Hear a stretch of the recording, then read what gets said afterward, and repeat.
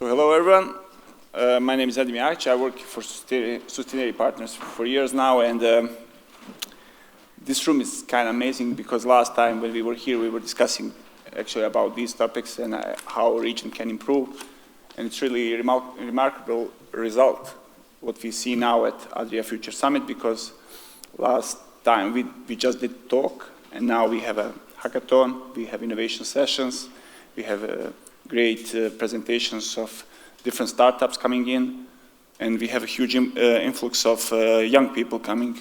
So this means that we are doing something that's interesting, and I hope we will have the opportunity to share more about what we are doing at this summit, but also to discuss about topics we have. So before I begin, I just want to say, like, for years I've been involved also in supporting IT companies and different types of outsourcing companies in Bosnia and Herzegovina, but also here regionally.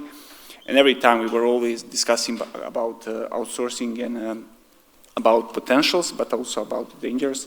And I would say that this danger time just arrived in our region, in the sense that many IT companies who were not able to adapt to the new circumstances and new surroundings failed, had to do cuts when it comes to employment, and everything is really scary for many of them now. And this is why we have experts to discuss and share their views and how we can actually fight for this. So this wasn't supposed to be a manual, but Lena got stuck on London airport. So just to say that we didn't plan to have all men, but we are doing our best. Lena will be joining us tomorrow, so we'll have the opportunity to talk with her also about. I can attest that it really was that bad at Gatwick this morning. Yes? Oh, it was terrible. So, I showed up way late. But you managed. This is good. I think my flight was earlier than hers. Yes, yes. But it was good 2.5 hours. It was quite good. Some malfunction, something. Yeah. Well, the U.S. has not had it any better this year. The good news for us. Let's at least we have the majority of people here and majority of participants at the summit. Just to brag that we have over 1,000 people registered at Adria Future Summit, so it's quite a success. Now applause for us. So let me begin. I would like to begin with Ivan. So you always say about this, less doing, more owning, less outsourcing, more product thinking. From your point as a founder, as Reputeo, as somebody who's doing a lot through AI Nation and through expanding this idea of innovation in our region, what's the biggest mental or practical problem that stops talented software engineers actually from leaving a comfortable outsourcing job and going there and making something new? It's actually, because of this subject, it's a critical question, basically, because it's a source of the problem in the nutshell. If we put like numbers in perspective, I'm speaking here about from Serbian perspective, like about 4.3 billion or 4.5 billion of exporting services that we have annually.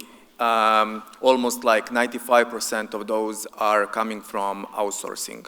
And this is where we see like the biggest problem, because now we need to switch economy into like product-based ideation of like building the product-based companies, and especially like AI-based companies. And I see like the biggest problem is that this kind of like outsourcing mindset, because we are such a, let's say, like force in the engineering sense. We have huge number of engineers working in the outsourcing. This kind of mindset is already fixed. And as a company that we have 35 engineers that are working in AI, I see like that we have big problem in if some of the engineers, you know, switched from the outsourcing company to work for us, you know, and we see like the big struggle for them to adapt into thinking how to build the product. And this is like the biggest, let's say, problematic of it, you know, because it's really strange, because we are part as well of the bigger ecosystem, European one, and on other European markets, such as, let's say, British one or French, you don't have this kind of like outsourcing mindset so much. So this is what brings us again on the point zero, in which we need like to rethink on how at least new generation to enter in the game and in the field, like preparing themselves to think about the product. So this is why we as well launched AI Nation, in which we want to establish for the new generation of founders a product mindset, let's say like DNA. So they, since the university or even before, they think how to create products and not just about how to, you know, be more stable and enter into outsourcing company and start something or start something new. That makes sense. And on Friday, we are on here, yeah? Yes. So tomorrow, full day, we have hackathon here in Kotor. And on Friday, we will have as well pitch day for selected the number of teams. So I hope everyone will be here to join us to actually be able to you know, see what kind of like products at least this region can as well offer. And just to say, it was an amazing turnout. Many different teams from the entire region signed up for this. So it's not just Serbia, Montenegro, but also Bosnia, Albania. So everyone was signing up. There was a huge turnout of good ideas and opinions. Yeah, but as well, like what we need to understand is that we are one of the companies, you know, privately held from Serbia. But we need as well to understand that with AI Nation, we can create such a bigger impact if we've been joined, you know, with others, and if we can move something like on the entire region to be able to bring them, you know, at least new perspective of how you can build the products. Thank you. Mr. Šakač, in your experience, looking at startups in our region, are we ready for offering products that truly can grow globally? Definitely, yes. First of all, I will agree with everything what you even said. I'm joking. You know, our fund, this is our 5th year, we have 26 investments. That's just telling that we have, and we have a chance to invest in some good opportunities.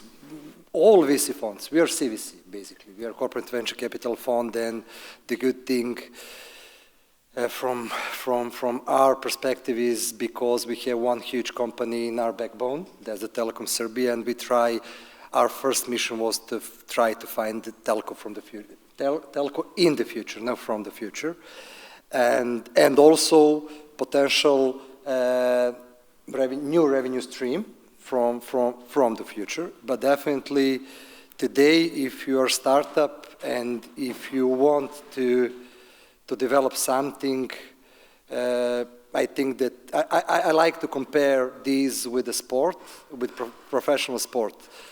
Idea is like a talent, you know, that is between 5 till 10%.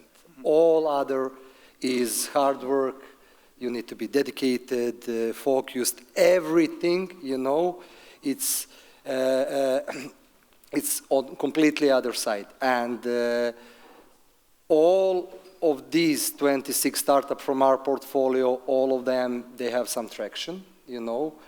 What we as a VC fund, but I think that today I'm speaking in the name of all VC funds investor, we want to see how to get the money. That's the simple, you know.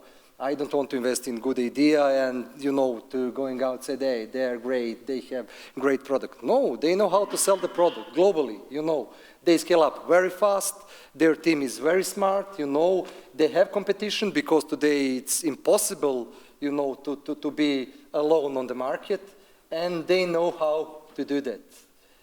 And definitely, I'm proud, but definitely whole our ecosystem, we are talking about the whole region, we are still in that early stage. Between pre-seed, seed, we are now close to Series A.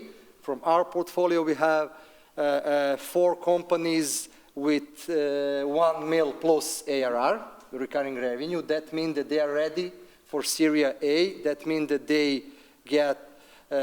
got some revenue from some market abroad. They know how to sell. And one more thing, and I will finish. What is most important in our ecosystem, we are a small ecosystem, all of us, we know each other, we see each other for a long, long time, you know, every event we need to share our knowledge between us. You know, that is, I'm investor, I am venture capitalist, you know, I just want to see how to multiply revenue or invested money, you know, to turn it back with multiplier, but also I want to tell them, now you are not ready, you need to change this, to improve that, and call me after that, you know. Not me, all investors. I will give you a list of investors. It will not be a problem to get the money. It's simple. What changed in last year? Since last year when we were here, what would you say it changed? It's nice weather outside, yeah. Yeah, it was nice even last year. Yeah, we are, how to say, we are older for 1 year, you know. We passed through some, okay, we are living this age of AI, and I think that still high % of people still don't understand what is AI, what the basically AI is in the backbone. But we are going, you know, ahead, and I believe, truly believe, that that's the industrial standard. You know, 1 of 10 startup will make some success and return the money back for the whole fund, but definitely we have still players who know how to play the game globally, and I'm very proud, and how to say, we put Serbia and whole region on the global map, that some other investor knows that they could get the money here. They don't want to invest in good ideas. They want to invest in something what will return money back with some huge multiplier, 100, for example. It's easy. Mr. Grossinger, what do you think are the most important things for founders in our region to focus when they want to attract these global investors? Well, it's a great question. Thank you. I think the biggest factor when we look at markets that are emerging and that have not historically been large markets like the US for startup innovation is that the founders have a tendency to be super talented, but sometimes think smaller, more regionally. They think about how to create a business for my country, for my region. How do I build something that gets to, you know, a few million or 10-digit millions of revenue and then M&As?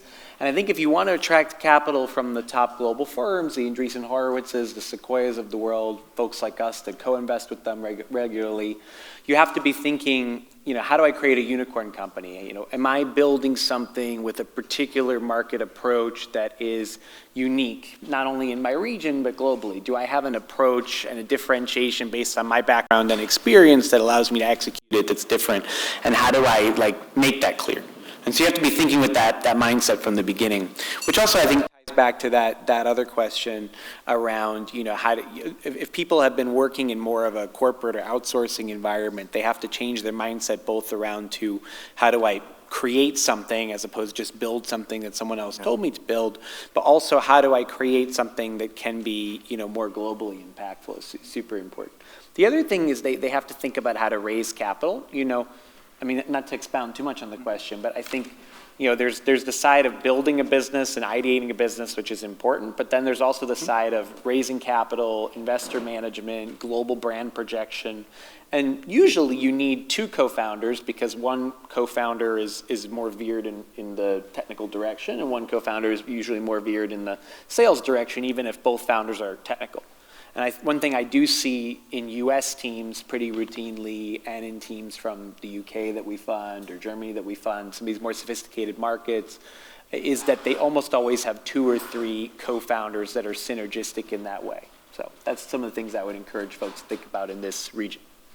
Could you tell me a bit more about Gaingels? For the audience, it's interesting. Yeah, so Gaingels, I started it 12 years ago. We were originally a small angel group, hence the angel investor title.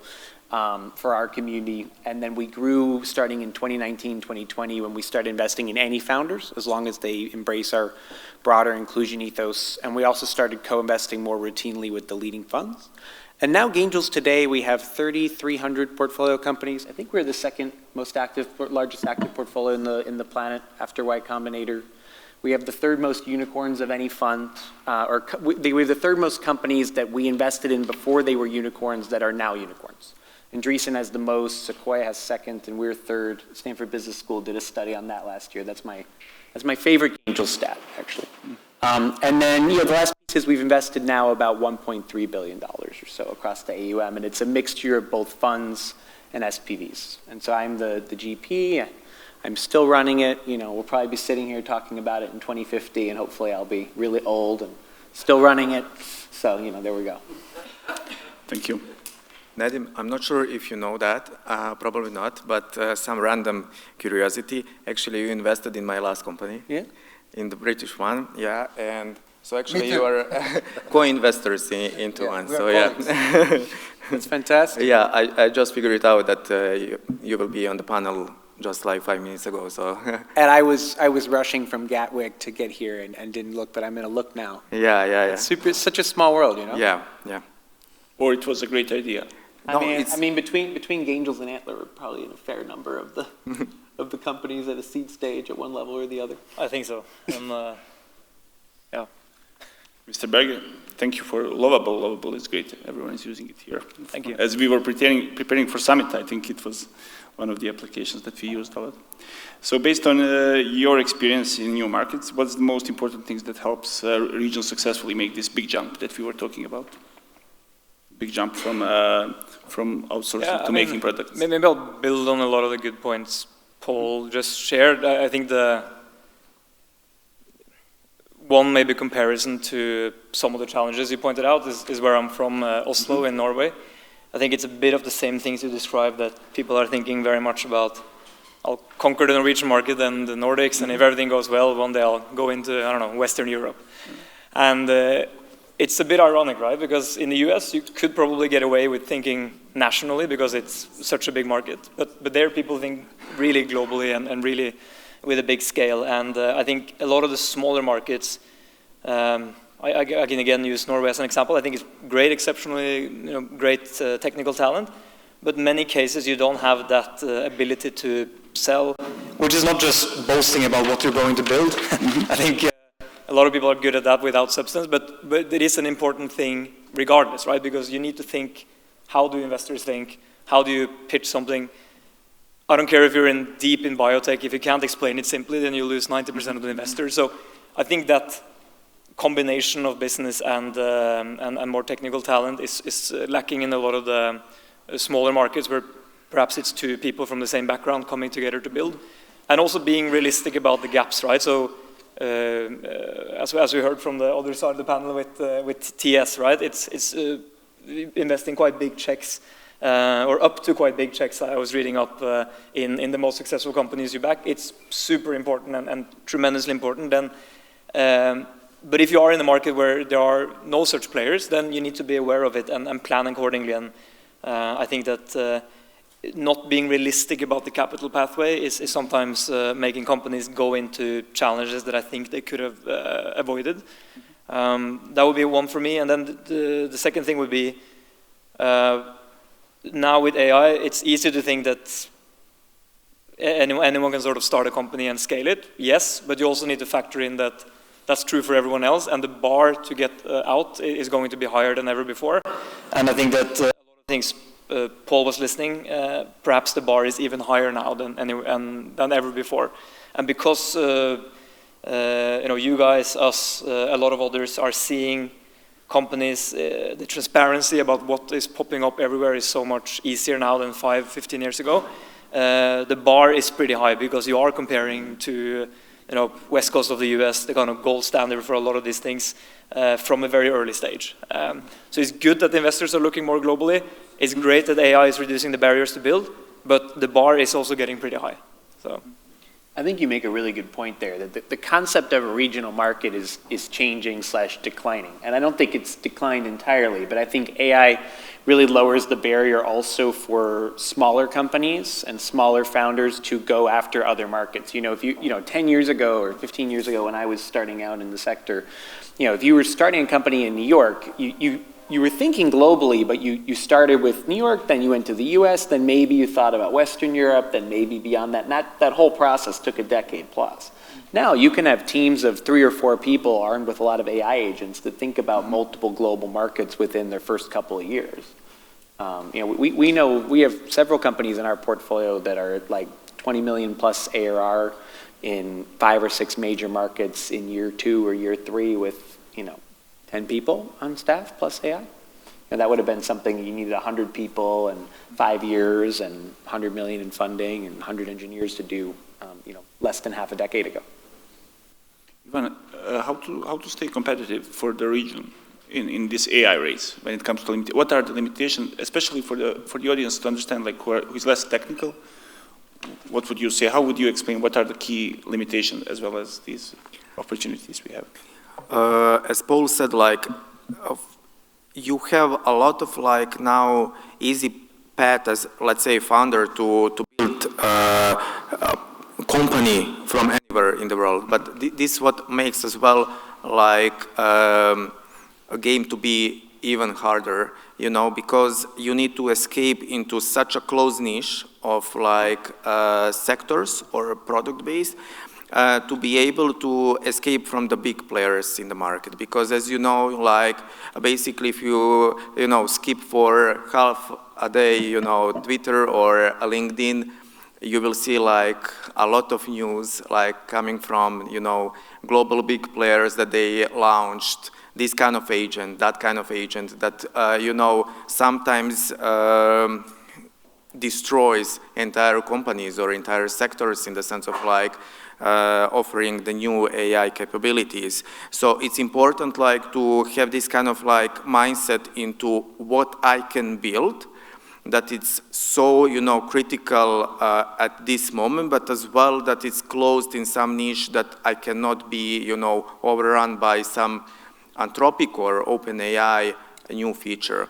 But that makes as well even harder like to do from the local level. So this is why we, as a company that is AI lab basically, we are building different kind of like products for different sectors, from cybersecurity side, but as well from the on-premises enterprise solutions that can help companies that are really, careful about data and what they are, doing with their data. So this is where we saw like our biggest potential, and this is why as well we've been able to successfully close some really big deals from the global big companies that are, thinking about, okay, how I as well can protect myself from the AI, but as well use AI at the same moment. Mr. Šakač, for a startup that's changing from a service model to product model, what is the advantage when they join up and work with you and with DS? First client, that is the advantage and the main challenge. And one more thing, we are also co-investor with Antler in one startup in early stage in Germany. I believe just in product, and I like to repeat that all the time when I have this type of public speech, because if you're a startup, please just think about the clients, and that's the difference. Maybe you could, finish with your product, never, it's not, full what you expect from them, but first of all, you need to focus on the market. Is somebody on the market is ready to use your service and to pay for that? That means that you need to, it's mandatory to have add value for someone, No matter which vertical you are covering, in which stage you are. The only thing is, are you problem solver? It's not the problem, it's not the product, it's not about the product, it's about the problem solving. You must be problem solver, and you must bring some add value to your potential client. You have just the two sides, how to increase the revenue or how to decrease the cost, operative cost. And that's the whole philosophy of the business. There is no magic, there is no, how to say, good stories, we are great, a group of PhD engineers. Okay, do you know how to get the money? Do you know how to solve that? And you will be, how to say, you will be in the position that you will choose, the choice will be on your side, who is the best investor for your roadmap. It's not all about the money. You need to find someone who will bring you something more. That is the smart money, what the smart money means, and that's the difference between CVC and, how to say, normal VC, because okay, our advantage is the Telecom Serbia, 12 countries. If you, for example, we have 4 startups from our portfolio who are, they already offer their service through Telecom Serbia network. What does that mean? You cover whole West Balkan. DACH region, you know, that is Germany, Austria, and Switzerland, yeah. From the September, US market will be launched, you know. And the only thing what you need to have is something what is compatible with the telco industry, you know. For example, if you are producing the fruits, okay, it's good to offer the fruit to all network of telecom subscriber or user, but that is not compatible, you know. And definitely, my final answer is problem solving. Problem solver, you need to have some product and someone, basically, which someone want to pay, you know, to invest in that. Or just to use, you know, and to give you like the feedback as well. Our biggest partner, of course, is Telecom Serbia. In that sense, like we got the opportunity since the first day, you know, from the company that we started to get this kind of like feedback on how to improve as well the product, so one of the products. So this is like what it's extremely as well important in that sense to be open, you know, with the client and to be open not to fix yourself in the sense of like, okay, this is the perfect product, that the perfect idea, just to be open to hear like the major pain points in the sense of like, because this is what it's like the most valuable part. You will create in that sense like the perfect mix of what you can offer to the market. It's going to be a very difficult question because Mr. Šakač is one of the jury members for our hackathon, so we need to prepare our youth on Friday. Mr. Grossinger, you backed many startups and funds. From your perspective, what are the biggest challenges for startups emerging from markets like Western Balkans? What are the biggest challenges emerging when they emerge from somewhere like here? Yes. Well, I think it's a matter, one is thinking about scale that we addressed earlier. Second is capital. You know, obviously, when you launch a startup in New York or in San Francisco or even in London, less so, but still, there's like an immediate base of capital from the seed through Series B that you can just access right near you. And so I think you have to think a little bit more regionally about that. Ultimately, you know, my understanding, and part of why I'm here, and I'm coming back to the Eastern European region this summer to meet a lot of defense companies and VCs, is because I think there is a little bit of an alpha in Europe. There's increased connectivity across the region. There's increased interest in developing both AI that's differentiated from US AI, both for national security, but also for consumer reasons. There's also interest in developing more European defense and infrastructure companies, I think, you know, to be a little bit more independent of both the US and Chinese spheres. Mm-hmm. And so, but the valuations of European companies are obviously much more palatable in a lot of cases than in the US. And so I think there's opportunity for entrepreneurs from this region both to access larger investors in both like Germany and France who weren't necessarily looking there but are now looking at a more pan-European way, but also to access US firms. I mean, we are, you know, deploying increasingly into European companies. We'll do far more European investments this year than we did in previous years. And I think that will continue. And I hear a lot of my VC partners saying the same thing. Mr. Berge, you said about this in presentation, and I'm thinking now how to set up this question, but this democratization of technology and the idea, you set out that with AI there is a lot of good things coming in and it's easier, this and that, and then you said on the other side there will be everyone who can do it in a sense. What's your take? Just elaborate a bit more on this in a sense of what to be expect as a region, because we now have opportunities that maybe we didn't have, but now everyone has it. And yeah, no, I mean, part of answering that is maybe what I said earlier around the bar has gone up. So you can have great ideas, you can have great traction, but also know and be aware that others have that same ability, right? But as an ecosystem, think about what's your edge. I think that burn rate here is much lower than, let's say, in San Francisco. You can have great talent, a great tech team that is costing less per week, per month. That really is a competitive edge that can be built around, close to a lot of emerging markets close to all of the different markets in Europe as well. That's a great kind of physical location that can be benefited as an edge. So trying to think about what's a unique thing that can be beneficial for this ecosystem.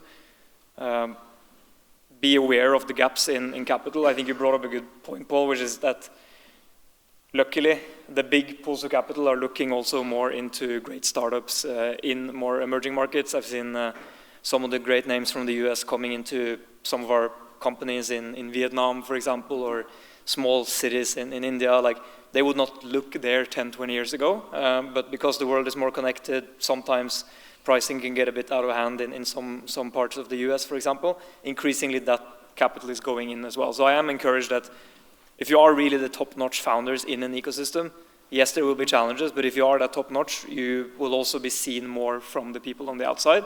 And hopefully, with a lot of work that is going on here and in other markets in a similar situation, it's both sort of, I guess you can call it a push and pull. There's a pull, I guess, from the outside, looking more at your companies, but we need to continue that push as well from the local capital, which is going to have to be a core pillar, I guess. You can't just rely on the interest from abroad. That can kind of switch on and off depending on how the world develops, but the push internally needs to be continuing as well. But just to put like a real example, like right now, on what you're saying, a lot of the companies in the recent Antler classes, the valuations have been between $5 and $15 million pre-money, depending on when you enter as a co-investor with Antler or right after the showcases, which, by comparison, the speedrun program, which is Andreessen's program, which is great, and we invested in several speedrun companies this class, and we did more last class, I think 11.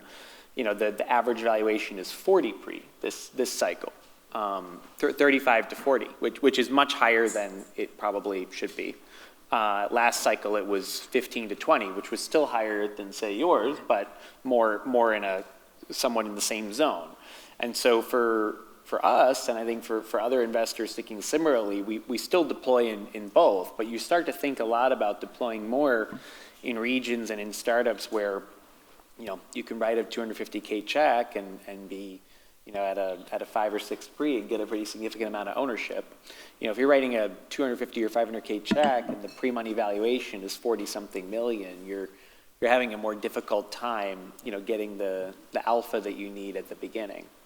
And so I think at some level, the US valuations are going to have to correct a bit, or some capital is going to siphon away from that, even though the US is still, I would say, the leader in groundbreaking AI technology right now. I don't see that changing, but I do in the near term, but I do think capital is going to siphon off to regions like this one, other parts of Eastern Europe. We certainly see Israeli companies taking advantage of it because of some of those valuation disparities. Sorry to interrupt, I just thought. No, it was a great point. Makes sense. Mr. Šakač, we always get back to this question about brain drain in our region, and how do we prevent this? How do we motivate senior engineers to stay here to develop their products? What would be your advice on this? Not to lose this incredible talent. We always talk about it, but we are facing, all countries in the region face this, and there's no clear answer to it to this point. I don't know what to say. I think that the whole Europe is in the same problem, and also I think that in the last maybe 1.5 years, also the technical guys, developers are also in the problem, especially when AI start to change some position or to make some position more easier, to solve some kind of problem. But definitely, I don't believe in magic. I think that this region is very good for living, from my perspective. Where is the best place for living? It's home, And the only thing what we need to give them is connectivity, to be online, because today, barriers are political things. If you are IT companies, there is no barriers. You could offer your service from your home to, I don't know, Miami.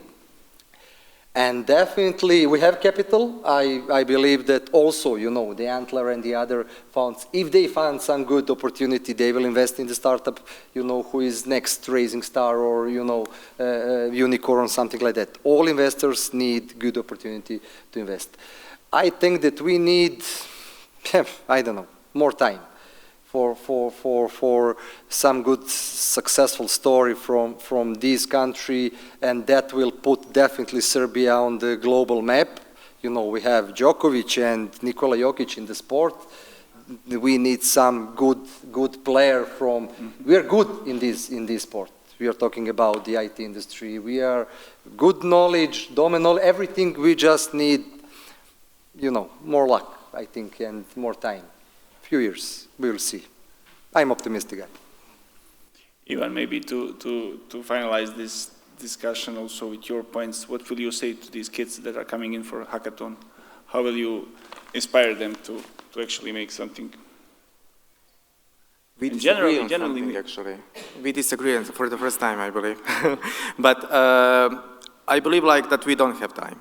In the sense of like that now everyone can build the products, and it's a matter of time, like while you are building something from here, from Boca Bay or from Podgorica or from, you know, Sarajevo or from Belgrade, it's a matter of fact that probably a lot of other teams are building as well in Vietnam, in Oslo, in New York. So time is now like the biggest currency, let's say. And in that sense, this is why we are taking some kind of like approach in to skip some period like before to make those teams, those young people who are coming from for hackathons to build their own, you know, products, to find them early, so we can help them as soon as possible, you know, to help them from the perspective of someone who actually, you know, used to build the products before, and it's building at this stage as well, like to understand how they can do that fast, and to find that like first client and first test user as soon as possible, so they can, you know, maybe create something in a smaller span of time than like before 1 year or 2 years ago, you know. We have this kind of like strategy in place in which we aim to install the agents with them, you know, as same as we are doing with our employees, and, you know, help them, you know, to at least try something very fast and then see like how it goes. So time is like something that we try to push them, that they need to understand that this is something that is the most critical at this moment. Thank you. Thank you very much. I agree with you. Oh, we know. Okay. Thank you. This was a great way to finish the discussion, and hopefully we will have the opportunity to talk more during the summit. We will have plenty of good ideas, and something new will come up for us and for the region. Thank you. Thank you.